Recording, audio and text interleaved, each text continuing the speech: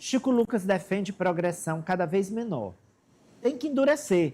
O secretário diz que só prevenção não resolve e crava tolerância zero com a violência na gestão Lula. Ele deu uma entrevista para o policial que inspirou o Capitão Nascimento, Franci. Isso mesmo, Amadeu. Rodrigo Amorim, salvo engano. Não. Igual ao secretário de Cultura? Não. Confundindo as bolas, mas é um podcast, Amadeu, ele tem 1,6 milhão de seguidores, esse policial, oficial do BOPE, que inspirou o Capitão Nascimento, já eu confirmo. É o Rodrigo direitinho. Pimentel. Rodrigo Pimentel, isso. Confundindo o Amorim com o Pimentel. Rodrigo Pimentel, ele tem 1,6 milhão de seguidores, tem um podcast focado na segurança pública, Amadeu, e recebeu ontem o secretário nacional de Segurança Pública, o piauiense Chico Lucas. A gente separou o primeiro trecho, Amadeu, em que o Chico Lucas ele defende que as progressões de pena sejam menores, ou seja, que para um preso ter o direito a sair para uma prisão domiciliar ou um regime semiaberto, ele tenha que cumprir mais tempo de pena. É um endurecimento que ele já está defendendo também junto ao presidente Lula. Separei o primeiro trecho, Amadeu. Eu acho que está tendo um movimento, né, de endurecer um pouco mais, né, mas eu acho que tem que, principalmente, endurecer na aplicação da pena. Porque eu acho que não adianta mais a gente ficar discutindo as penas em abstrato, quando vai para a aplicação, a pessoa cumpre um pedacinho dela e sai. No caso, esse caso estava condenado a 20 anos, cumpriu 4 meses e meio. Se ele pelo menos cumprir esses 20 anos, né, eu sou a favor de que a progressão seja cada vez menor. Essa questão da progressão são para crimes de menor potencial ofensivo ou crimes de menor monta, onde há a possibilidade de ressocialização ou a sensação da sociedade seja de buscar essa reincorporação do cidadão. Mas no caso de crimes violentos, há uma percepção de que no final só perdeu quem morreu, né? Tu é do PT mesmo, cara? Sou do PT. Sou, aqui, na verdade, lulista, sempre fui. Mas vou te dizer que o PT, ele tem como matriz a defesa do trabalhador. Então, o que a gente quer é um Estado social, onde todos têm os direitos mínimos de cidadania, de moradia, de alimentação. É isso que a gente defende. E de segurança. O secretário Chico Lucas, ele aponta que o governo e ele estão preocupados com o trabalhador, que fica ali em rotinas muitas vezes extenuantes e quando vai para casa, vai para o caminho de casa, é assaltado, tem o seu bem roubado. Então... Quando vai para casa, vai para a escola, vai para o médico, vai para o lazer, em todo lugar, ele é assediado ali por assaltos e furtos, que são esses os crimes que mais apavoram e trazem a sensação de insegurança para o povo. Segue, França. Justamente, Amadeu. E aí, nesse âmbito, a gente separou um segundo corte em que o Chico Lucas aponta que a atuação dele na Senasp é uma atuação de tolerância zero à violência. E ele vem trabalhando essa mensagem junto também aos demais membros governistas, ao presidente Lula, e ele encampa que só a prevenção não basta. É preciso sim trabalhar a prevenção, mas que a mentalidade desse campo político também já converge para uma ostensividade cada vez maior e a prisão de bandidos. No caso do Piauí, o dobro de presos nos últimos 10 anos, e ele quer seguir esse exemplo em âmbito nacional. É hora de você se prevenir. Não coma mais tanta gordura, tal. Então, não adianta a gente querer achar que vai resolver o problema da segurança que está instalada nesse momento só com prevenção. Não é que eu estou considerando a prevenção é necessária. Mas para esse tipo de criminalidade que já está instalada, que você enfrentou e que você sabe muito bem, não dá para a gente ir com um discurso, tem que ir com força. É por isso que tem que prender mesmo. Agora a gente tem que fazer um trabalho para evitar que as futuras gerações enveredem pelo mundo do crime. Sim. E uma das coisas é ela saber que se ela assumir o crime, ou ela vai morrer ou ela vai ser presa. Que é o que, no final, resta para essa galera. E a gente tem que mostrar que o Estado brasileiro não tem mais nenhum tipo de tolerância com quem é violento. A gente não pode aceitar violência nem contra nenhuma pessoa, como a gente não aceita contra a mulher, contra os animais. A gente tem que ser uma sociedade civilizada. Eu sou a favor disso. Respeito e que a gente viva respeitando a dignidade e as pessoas sem ter tolerância com a violência. Eu sou intolerante com a violência. Pô, que bacana ouvir isso. Porque não entrou aí o inteiro teor da fala do Lucas, mas o que ele fez uma metáfora. Sim. Se você está infartando e dá entrada em um hospital, não adianta o médico ir fazer orientações. Olha, você está infartando porque você está com alimentação ruim, você está infartando porque você não está fazendo exercício físico, você não está fazendo prevenção. Não. Se o paciente está infartando, é preciso levar para a sala de cirurgia, operar e resolver o problema. Uma vez ele recuperado, aí se trata da prevenção. A mesma coisa o Chico Lucas pensa com relação ao crime. Nesse momento, o crime tomou de conta, então não está na hora de trabalhar a prevenção, está na hora de embate e resolver o problema, inclusive com o uso da força proporcional. E, claro, paralelo a isso, se trabalha a prevenção, a educação, os pontos onde o governo tem que fazer a intervenção com urbanismo, socialização, enfim. Mas, antes de qualquer coisa, como o caso exige, é preciso choque, e choque com força. E me chamou a atenção aí, né, Apoliana, que o Pimentel disse assim, você é mesmo do PT? Inclusive, eu ia comentar exatamente isso, Amadeu, porque eu recebi esse corte hoje pela manhã da conversa do Chico Lucas com o Pimentel, e nos comentários as pessoas diziam, cara, esse cara é do Piauí, esse cara é do PT, não conheço esse cara, tipo, é esse tipo de gente que nós precisamos, de fato, na gestão da segurança pública. Então, um rosto novo que surge com um pensamento que foge um pouco do pensamento raiz do Partido dos Trabalhadores sobre o embate à segurança pública, um assunto que é uma dor que o PT, de fato, não conseguiu ainda chegar de forma eficaz, comunicando com o cidadão em como vai combater de forma eficaz a violência. Então, o Chico Lucas se destaca nisso, né? Uma voz nova e uma voz que não tem medo de quebrar um pouquinho esse padrão da esquerda de comunicar sobre violência. E lembrando que a violência, foi a pesquisa que a gente mostrou ontem aqui, é o mais mal avaliado dos problemas do governo, é o setor de segurança, exatamente. Ari. Verdade, Amadeu, bem lembrado por você. O setor de segurança pública continua sendo o calcanhar de Aquiles do governo Lula 3. Os outros índices são muito bem avaliados, mas quando chega nesse item, a extrema-direita e a direita sempre surfaram, porque eles diziam o seguinte, olha, enquanto a gente quer que bandido bom seja bandido morto, o PT vem com um discursozinho de direitos humanos, os direitos dos manos, e mimimi para cá e mimimi para lá. O que está fazendo com que esse novo PT, representado pelo governador Rafael Fonteles e pelo próprio Chico Lucas, diga, não, bandido bom é bandido preso, é bandido punido, é bandido trancafiado, que já é um outro discurso diferente daquele discurso clássico do PT. Bom, vamos lá, vamos agora aquela dos bolsonaristas. Eu fiquei curioso, Ari. Todos nós. Ah, mas a Poliana não ficou. É a manchete... Você não está nem curioso de saber quem são. É do agoniado, diz que tem bolsonaristas votando no MDB. Deputado, né? Deputado. Não é tão novidade. É bolsonarista mesmo ou é só do PL? Vixe, eu não entendo essa diferença. Bolsonaristas declaram apoio a deputado do MDB. Verdade. Amadeu, primeiro vou dizer o deputado do MDB que passa a contar com esse apoio dos bolsonaristas. É o deputado Gessivaldo Isaías, que migrou do Republicanos para o MDB, mas ainda é visto pela sua essência, continua sendo ali considerado um dos principais representantes dos setores mais conservadores da sociedade. E por isso, bolsonaristas, eu estou falando de Fabrício Aurélio, Fabrício do Karatê, que já foi presidente estadual do PL. Ele declarou apoio a Gessivaldo Isaías. Vamos lá. O pastor Gessivaldo representa muito bem as nossas bandeiras, representa a família, é cristão, tem todas as prerrogativas para representar bem nós que acreditamos nessa bandeira de Deus, Pátria, Família e Liberdade. Então o PL vai ter desfalques nesse sentido? Bem, eu não estou mais no PL, né?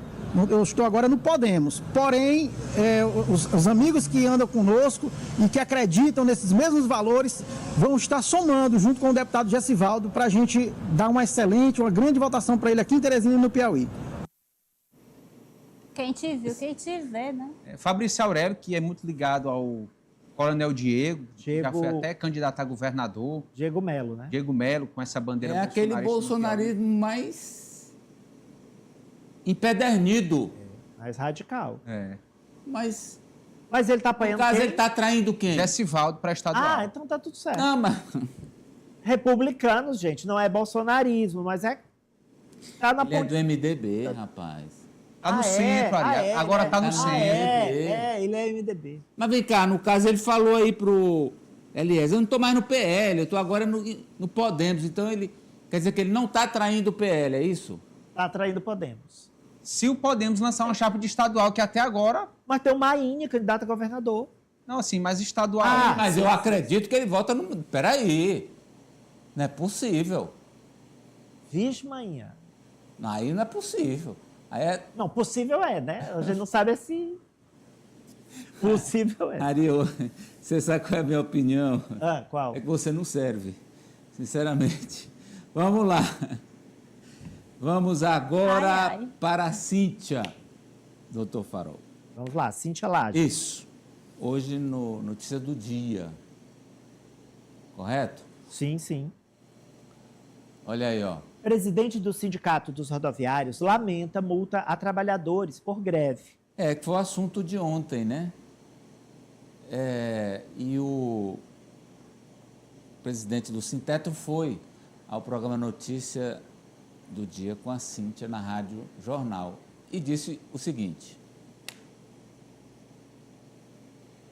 O que me surpreende é o seguinte, a S-Trans, o próprio prefeito, quando existem linhas que só tem um ônibus e quando ele quebra que não volta, o que é 100% de um. Quando a S-Trans emite uma ordem de serviço de 245 carros que nunca rodou, por que a justiça não condena o CETUD? Condena os trabalhadores porque a gente fez uma mobilização. Então são perguntas que eu queria que eles respondessem aqui. Se a S-Trans emite uma ordem de serviço para ser cumprida e ela nunca foi cumprida, aí o CETUD vai lá, porque aqui é a fala do advogado do CETUD, que são vários, mas vai totalmente distorcida com relação ao que a gente sabe da realidade, que não é essa daqui, Cíntia, sabe? Sempre foi descumprida essa ordem de serviço.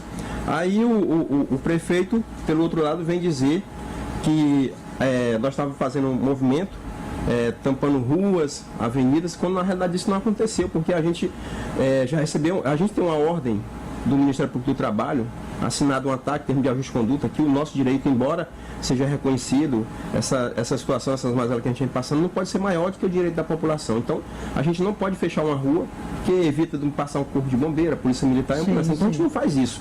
Nós fizemos as paradas todas aonde está a via do ônibus. Então não teve multa nenhuma. Aí ele ainda vem dizer que o trabalhador vai perder a carteira. Pois é. Como é que um prefeito... Como é que pode? A prefeitura pode suspender CNH de... Só ele aqui. Esse doutor Silva, ele pode tudo.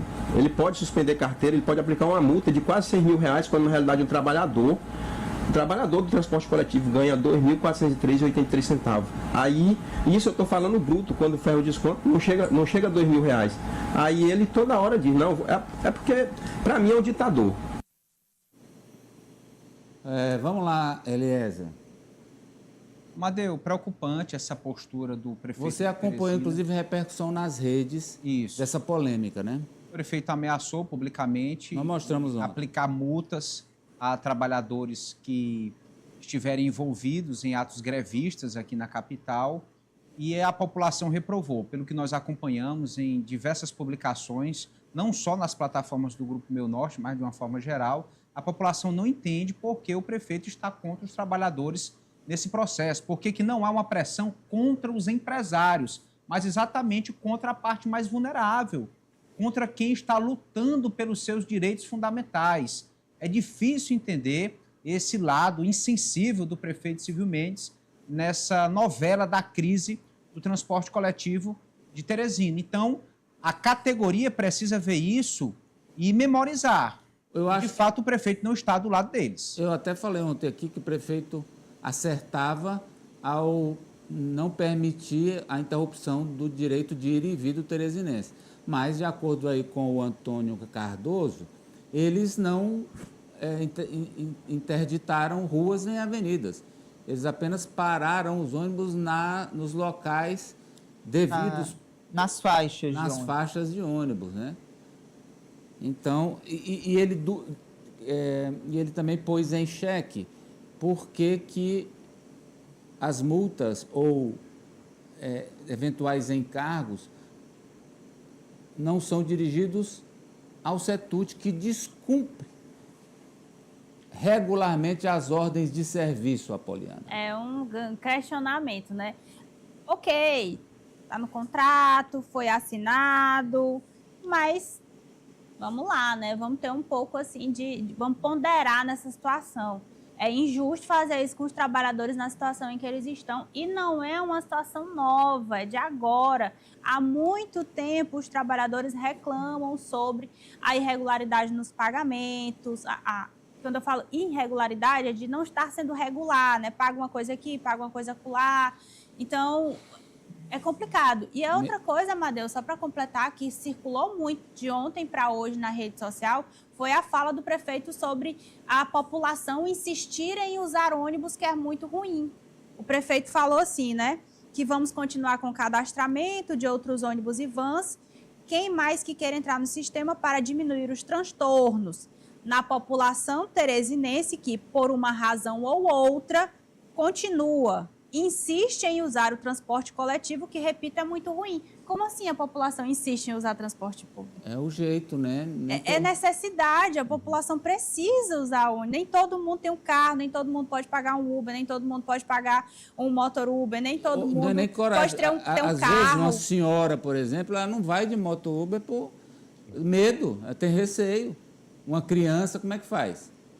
Enfim, é bem complicado. É umas porras assim que é difícil entender. Fala rapidinho. Hoje, às 15 horas, tem uma audiência de conciliação na Justiça do Trabalho para tratar sobre essa questão dos salários dos motoristas e cobradores, mas há ali uma perspectiva um tanto quanto negativa quanto a essa conciliação. Se tem resultado ou não. E na Câmara, o agoniado 2, o líder da oposição quer uma audiência pública, mais uma. Mais uma audiência pública. Olha aí, doutor Farol. Por favor. Crise do transporte público em Teresina. Líder da oposição sugere audiência pública, mas é contra a CPI. Sim. O vereador João Pereira, do Partido dos Trabalhadores, apresentou um requerimento para a realização de uma audiência pública que pode acontecer na próxima sexta ou segunda-feira. No entanto, a alternativa de uma comissão parlamentar de inquérito foi rejeitada pelo vereador. Vamos lá. Contra o instrumento de CPI nesse primeiro momento.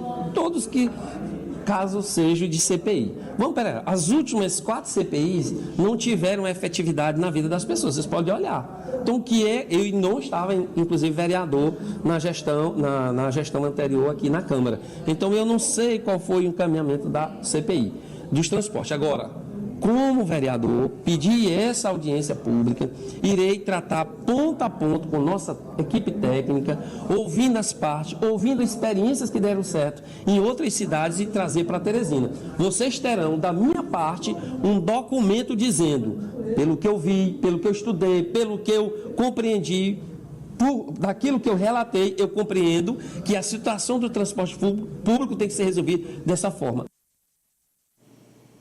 É a busca por uma solução. Nessa audiência pública, representantes do Executivo também devem comparecer, assim como dos consórcios que operam o transporte coletivo na capital. É chamar os responsáveis diretos para saber o que está acontecendo, onde há aí o imbróglio. Sigo cético. Fecha aí, Ari. Outra declaração do prefeito que causou espécie hoje foi ele dizer que tem conhecimento e sabe que a maioria dos ônibus circula com multas e a documentação atrasada, sem inclusive o pagamento do IPVA. Prefeito, eles circulam irregularmente. Portanto, a S-Trans deveria enquadrar as empresas para que esses veículos transitassem com regularidade. Se eu e nós aqui, você que está me assistindo e me ouvindo, a gente tem que pagar as multas à S-Trans e IPVA, por que que os empresários não pagam? A prefeitura sabe disso e nada faz. Sugestão aqui do Amadeu, faz um encontro de contas. Todo mês não paga mais de 6 milhões de subsídio? Boa. Ó, aqui o subsídio é 6 milhões, mas tem aqui tantos mil reais das multas de vocês, então eu vou abater. Pelo menos isso. Firmino fazia isso, né? Era uma coisa parecida? Não sei, mas estou dizendo, pelo menos isso. Porque pagar, ninguém gosta, ninguém quer, se der um jeito, não paga.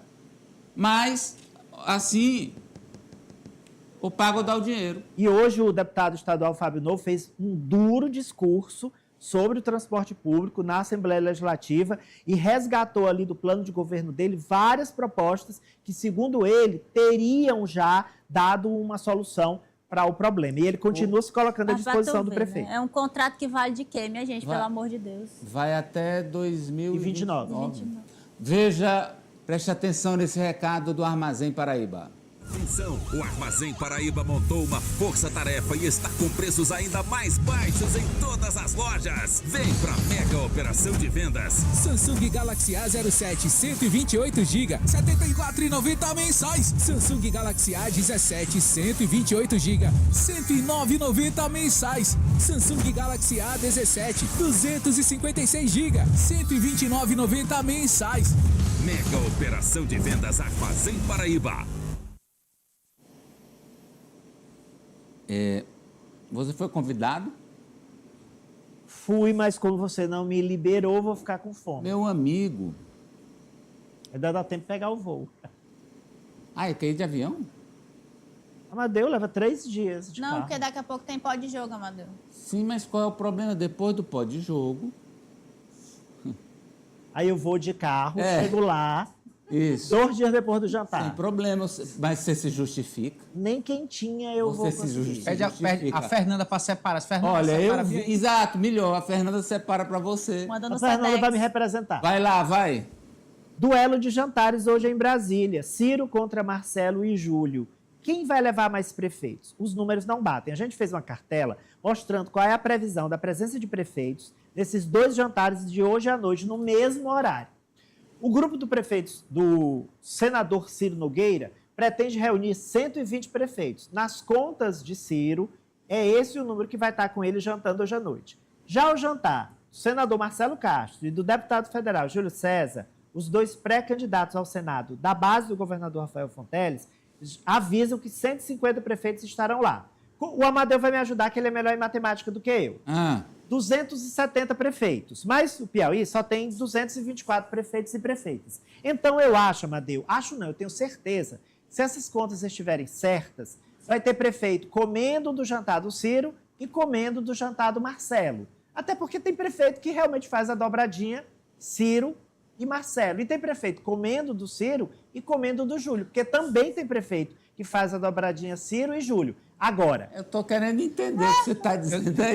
Eu tô vendo jogo triplo de alguns prefeitos aí. Nossa Senhora. Como o governador... Eu já tô aqui atordoado com o que o Ari tá falando. Como o governador Rafael Aí o Elias incrementa, viu, Apoliana? Agora, como o governador Rafael Fonteles O Elias incrementa, Apoliana. Sim. Tem uma sobremesa. Como o governador Rafael Fonteles vai estar no jantar do Marcelo e do Júlio, mesmo o prefeito que não vota no Marcelo e no Júlio vai querer dar um alô pro Rafael. Eu tenho umas dúvidas aqui, posso? Gente, primeiro um apelo. Ó, Amadeu, não duvida não. Senador Ciro, senador Marcelo, coloca um restaurante do lado do outro para os prefeitos não perderem muito tempo. Porque se ficar longe, vai pro jantar do Ciro. Aí sai, vai pro jantar do Marcelo. Ou vai primeiro pro do Marcelo, depois do Ciro. Tem como fazer um restaurante do lado do outro? Não pode fazer a entrada em um, janta no outro e volta para a sobremesa? Mas é capaz do Ciro fazer na casa dele, né? Não, ambos, eu vi os convites, são em restaurante. Ele recebeu, menina. Desculpa aí. Ele recebeu. E aí o Ciro vai aproveitar para dizer para esses prefeitos Desculpa, se eu não sou que ele prefeitado. será candidato realmente à reeleição e não a deputado federal, porque essa história ganhou força, ganhou tração hoje. Tem muito prefeito ligando para ele, dizendo: senador, você vai ser candidato agora é a federal, desistiu. E como ele percebeu que isso já poderia provocar algum estrago, ele vai aproveitar o encontro para dizer: não tem planos de mudança, vou continuar para o Senado. Se tiver o nome dos 2 aí, a gente pode ver a distância no Google Maps para saber. Olha, doutor. Para saber ajudar os convidados. O Franço vai ajudar os convidados. Tem um deputado aqui que diz o seguinte: Ari, diga ao Amadeu que O jantar, o prato principal é em um jantar, o prato secundário é em outro jantar e a sobremesa é nas famosas festas dos prefeitos em Brasília. Não, deputado, não posso falar. Essa aí não. Primeiro que eu não conheço essas festas famosas dos prefeitos. Só ouço falar. Não sei do que se trata, doutor. Deus, segura minha língua. Ornaria comigo. Não, eu iria cobrir, claro. Deus, os prefeitos, de certa maneira, também, né? Segura minha Recebe língua. diária para ir para essas... Só um pouquinho aqui, ó. Eu vou fazer um assunto. pedido aqui a Nosso Senhor Jesus Cristo. Segura a língua da Apoliana. Recebe diária. É por hora. É por hora, né?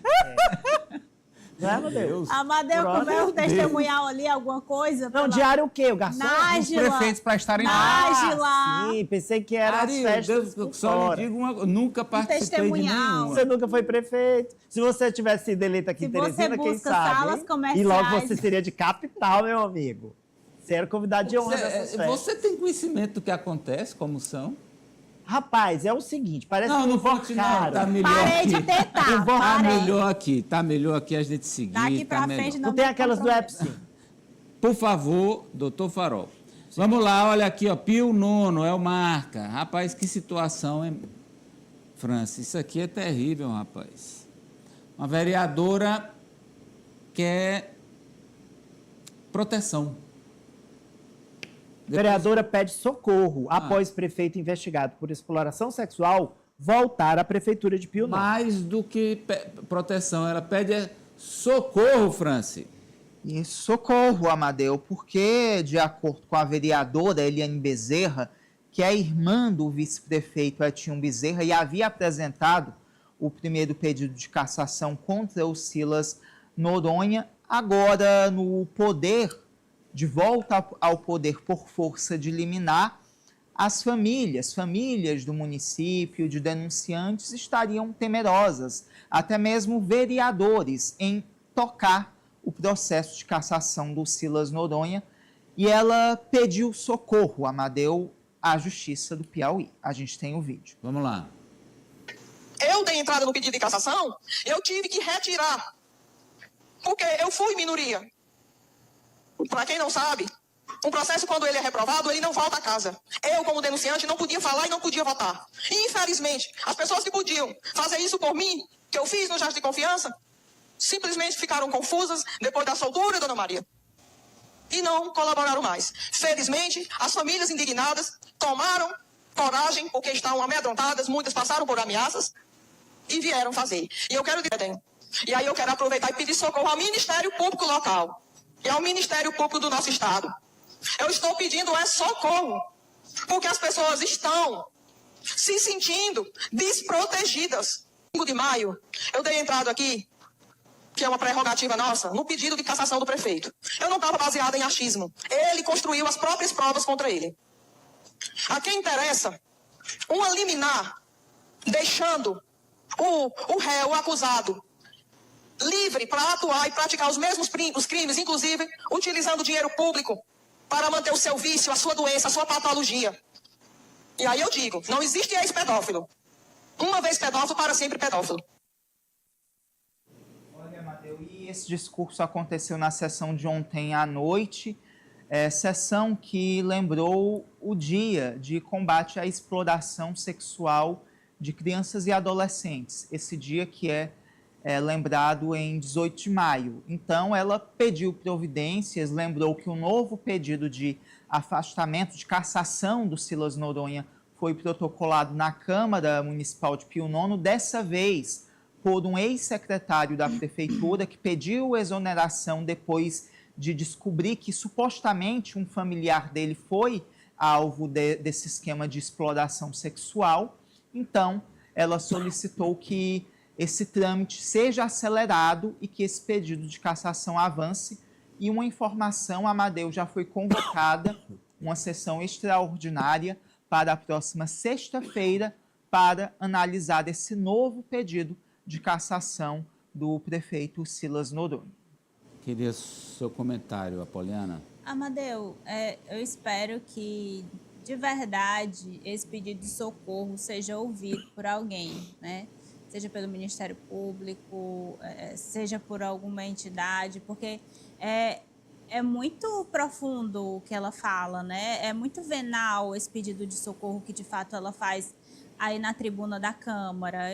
E a gente, infelizmente, tem muitas histórias em que os pedidos de socorro são feitos e eles só são valorizados quando algo acontece, né? E eu espero que não seja, eu espero de verdade que não seja esse o caso.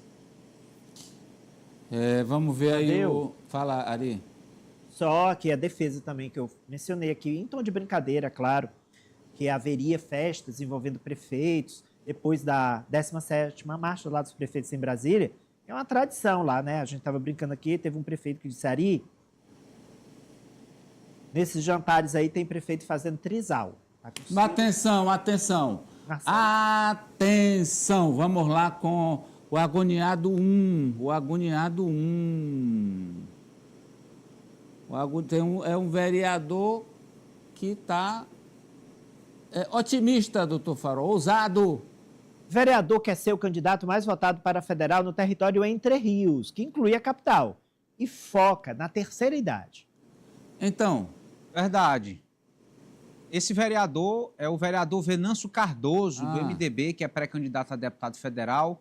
Nós temos uma foto, Amadeu, se fosse possível a gente mostrar. Isso, o vereador Venâncio em uma agenda no último domingo no município de Miguel Alves, que completou 114 anos de emancipação política, junto com o prefeito Ferrim da FETRAF, junto com o vereador Enzo Samuel, que é o presidente da Câmara Municipal de Teresina, e ao lado do vereador Enzo de Boné, o vereador Cabral da FETRAF, que é aliado do prefeito Ferrim. Parente, né? Mais Ferrim da FETRAF, Cabral da FETRAF. É família. Filho do Ferrim da FETRAF, pai do Ferrim da FETRAF. E agora apoia Venâncio Cardoso para deputado federal. Então, o vereador tem trabalhado nesse sentido e já tem a meta de ser o mais votado, pretende ser o mais votado no território Entre Rios. Vamos lá. Esse território aqui Entre Rios, ele tem em torno de 900 mil eleitores, vai ter aí algo próximo a 700 mil votos válidos, com Teresina.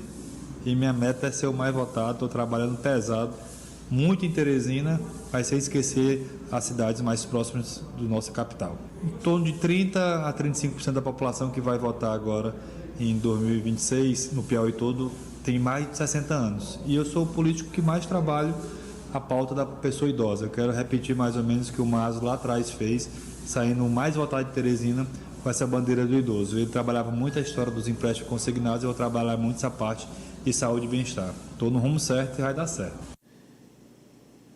É preciso esse ânimo, esse envolvimento, porque não só o vereador Venâncio tem uma meta ousada, mas o MDB como um todo, que quer eleger pelo menos 2, renovar pelo menos o mandato de Castro Neto e Marcos Aurélio Sampaio. Dentro dessa estratégia é preciso realmente nomes novos, competitivos, para reforçar o projeto do partido.